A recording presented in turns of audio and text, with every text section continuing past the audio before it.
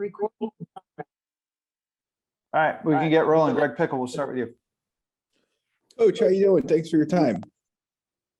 I'm good. How you doing? I'm doing well. Really appreciate getting to chat with you today. I think it's obviously fair to say it might have been a whirlwind couple of weeks here for you, but why is Penn State the right place for you right now? And just what has this whole maybe last 3 weeks been like for you? It's been a little hectic, but Penn State the right place for me because of the people here. Obviously, Coach James Franklin. He a great leader, awesome man. Treats my family wonderfully. I love this Penn State community, this university, and things come up, man. I had to explore because it was the school I went to, my university. But at this time in my career, this is the right place for me to be under the leadership of Coach Franklin, and I'm excited to be here. Go to Rich Garcella. Mike Porman, you're on deck. Hey, Anthony, thanks for doing this. Hello? Yes, sir. I'm there. Can you hear me? Okay. Yeah, now I can. Yeah. Hey, how well do you know Manny Diaz? And do you think how well your philosophy fit with his? Well, I know who Manny is, Coach Diaz is, but I had never really met him personally. But I think everything that he does fits with my philosophy. Obviously I'm not hard pressed on one idea of how you run defense. I think it's the people in the room. All the ideas can work if we all working together. Coach Franklin wouldn't hire somebody that he didn't feel fit the philosophy of what he wanted to get done. So I'm excited to have Coach Diaz here, excited to get to work with him. And, I think the future very bright here. Mike Porman. Thanks, Nick. Thanks, Nick. Anthony, quick question for you. Adam Rittenberg of ESPN reported that you texted him that you were staying at Penn State and said there will be a day. What did that mean? And what are your aspirations to be league coordinator and eventually head coach? Well, honestly, a lot of this stuff just came up overnight. But I just try to work at the place I'm working at the moment. I try to stay in the moment as much as I can. Like I say, Coach Franklin, awesome to work for. Penn State is an awesome university. And I just love being in this moment. I can't say what the future holds for me, but just how I done pursued my career or went through my career, I show up at a place and I put my heart and soul into that place and just try to keep my head down and try to do the best job I can for the university I'm working for. Do you have career goals though? I do. I can't say that eventually one day I wouldn't want to be a head coach. I think, most of us that's in the business, we all have aspirations to be a head coach, but I think it'll happen when it happens. It just, this opportunity wasn't the right time. And, I've just felt that in my soul and felt that in my heart that it wasn't the right time. So I came back and, like I say, I'm ready to work. Thanks. Go to Mike Gross. Dave Jones, you're on deck.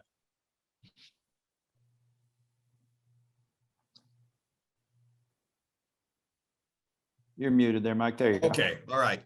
Anthony, hi. Hey.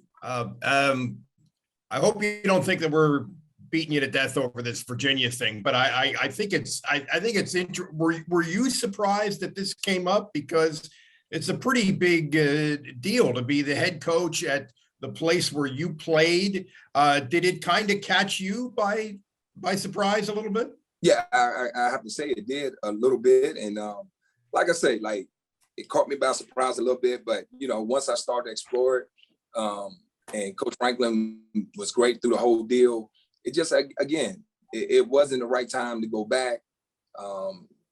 And I just felt like I should come back to Penn State and work for Coach and keep getting my tutelage under him. And like I say, we got an awesome staff here, awesome people that we work with all the time. And, I'm happy to be here. Dave Jones.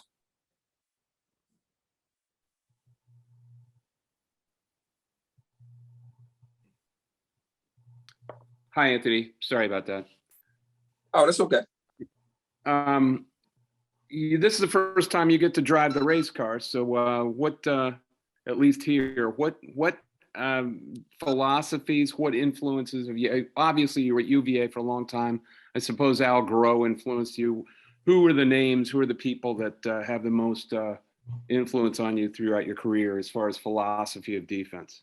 Well, I don't think my philosophy comes into play right now. I think the philosophy of what we do here at Penn State is in play. I'm not here to switch our whole playbook in a month and try to get ready for a bowl game. We played great defense this year, and Coach Pryor was an excellent leader. So I gathered all the knowledge from him, and our staff has a lot of knowledge of this system, and we're just going to play the defense we've been playing all year. And, it's the last game of the season, and we want to go down and compete and continue to show why we were one of the best defenses in the country. Go to Will Pegler. Andrew Destin, you're next. Hey, Anthony, thanks very much for taking the time this morning. I know it's early in the process. James explained that you guys are kind of starting Arkansas practices now and this week. What stands out to you so far in preparing to defend Arkansas's offense? Obviously they very well coached, great personnel, excellent quarterback, excellent receivers, really good running backs. They can throw multiple running backs at you. Obviously a really good O-line. I think they're the 12th ranked rushing offense in the country. And, in that league, that's saying a lot. So we're going to have our challenges, but, I think they're really driven by their quarterback. He's an excellent player. He can throw the ball. He can make all the throws. He can use his legs in the run game. So we have our work cut out for us, but I think our kids will be up for the challenge. Andrew Destin, Joe Smeltzer, you're up next. Coach, on the note of the earlier question from Dave about being able to call plays on defense again, what excites you on a personal level about that opportunity to do that here in the bowl game?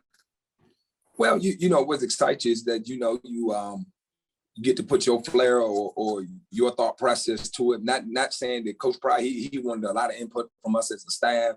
And obviously I was in the box and, he asked me, certain things in certain situations, but, you get to call the game. I think, like I say, I'm not going to go off the rails and turn this into a whole different defense. Coach Pryor did an excellent job of creating the culture and creating the systems that we run here. And we just try to make the best plan for Arkansas, which fit what we do, and try to go execute it. Joe Smeltzer, Tyler Donahue, you're next. Coach, you're not even through a full season on Penn State staff. Just in the past year, how much better do you think you've gotten at your profession, and what improvements and I guess do you think you've made just in your short time at Penn State? Well, I think, coming here and playing on this level with the, every game a big game here. I think just professionally, just being in the moment more, really focusing on the opponent at hand, really honing the details of what we do and the philosophy of which or why we do it. Just being able to, obviously when you're new, you got to learn to work with different guys and different personalities, which I think we have a beautiful staff all together, but defensively we really mesh together well. And like I said, I'm gonna call the game, but Terry, John, and the rest of the guys in the staff room, Coach Lord, they all gonna be there to help me and give me input. Tyler Donahue. Hi, Anthony. Hope you're doing well. I don't know if you were asked about Driver and Flowers to this point. Were you? No, I haven't been. Okay, if I could, we learned that they're going to end up in the defensive backfield to begin their careers. There were some questions about that with their recruitments. Are they going to be with you in the safeties room? And what's your kind of case? It sounded like, according to Franklin, there were some cases being made by a few position coaches on what made the most sense.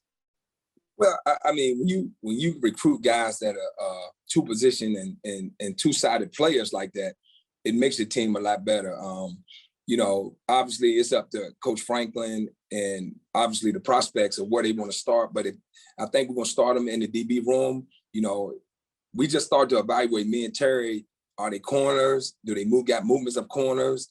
Or are they going to strictly be safety? You know, we got some evaluation to do. We got some time once they get in and start working out with the team to look at them. But, you know, obviously I'm excited about both kids being in the secondary in whatever role that might present. Go to Samuel Freeman. Greg Pickle, you're on deck. Hey, Coach, thanks for your time. Obviously, the defense is entering a little bit of a transitory period with Manny's hire and, presumably with a couple guys entering the draft and graduating. Coming into the Outback Bowl, how do you find balance between evaluating the younger guys and experimenting with the defense for next year versus, leaning on those vets if there is a balance between those? Well, I think, Coach Franklin has done a great job with the setup of practices where, initial practices, we got a lot of young guys reps. We're still getting a lot of the young guys reps. We haven't gotten to the bowl site yet. So it's a lot of guys that's getting work on the grass that normally wouldn't get work on the grass in a normal week. I think we still in the defense that Coach Pry installed, just like I stated earlier. I think once this bowl game over, then we'll start to transition to Coach Diaz's defense. But right now, we still doing what we do, doing what we've been doing with Coach Pry. I think the kids comfortable with it. And, again, like I say, a lot of these young kids get a chance to really, show us what they have and show us what they can do and with good on good setting. Greg Pickle, John Petishnock, you're next. Coach, just one quick follow-up on the idea. You said you were up in the box, obviously. Are you going to call the Outback Bowl from the box or on the field? And then just in general, this might be a dumb question, but if you'll oblige me, the co-defensive coordinator, what exactly is that role? I mean, I think most of us can assume you're not up there calling plays half the time, of course, but what exactly does that mean leading up to a game, during a game? And does it change from place to place, as, for example, when you were at Purdue versus now at Penn State? Well, I think to your first question, I really haven't decided up or down. I think it's going to be what's best for the kids and what's best for us just trying to win the game. But the co-defensive coordinator, it can mean a lot of different things. For me, it's just coming in and being a sounding board for the coordinator. I think Coach Pride did a great job of letting me feel involved, even though I was, what you would say, the young guy on the staff, as far as knowing the system and knowing the scheme. But he did a great job of involving us all, really. But me in particular with my situation, things I had done in the past, things that could help him or help our scheme, things that we could do better. Not that he took all what I had done, but he did a great job of just listening and, hey, that sounds like we should use it. Or, we've been doing it this way. This is why. Okay, coach, I think that's the best way to do it because the kids understand it. So, the co-coordinator title, it means different things in different places, but you're really just a sounding board for the coordinator. Obviously, the coordinator calls the game, but, Coach Pride did a great job with all of us of letting us have our input and really assisting him with, when we went to the game, the calls that we all like to call. We have time for a couple more. We'll go John Petishnock and then Andrew Clay. Hey, Anthony, going down to the Outback Bowl, obviously the game itself is the number one priority, but just from looking at the Bowl website, it looks like there's going to be opportunities for the team to spend some time together off the field at some community events.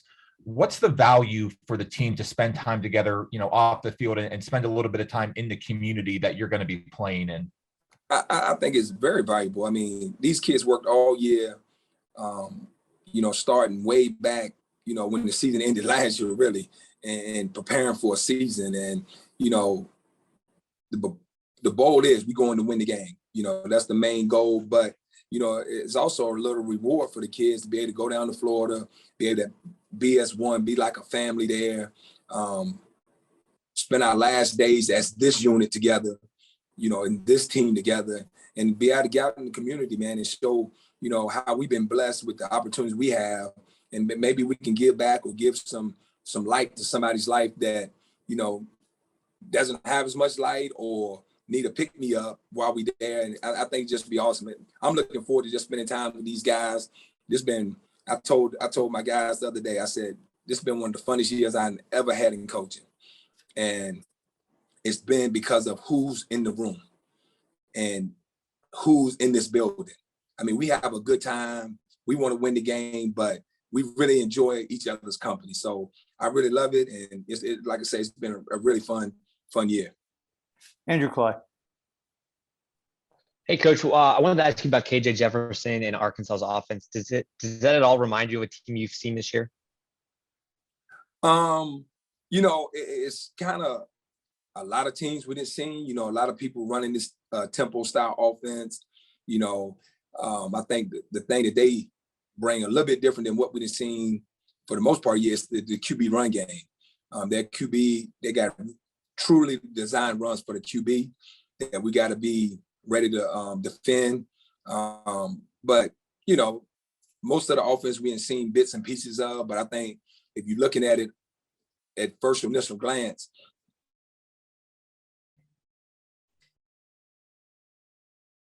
oops.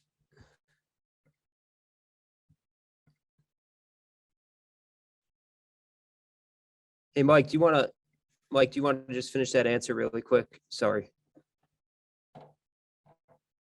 Dex, you're good to go.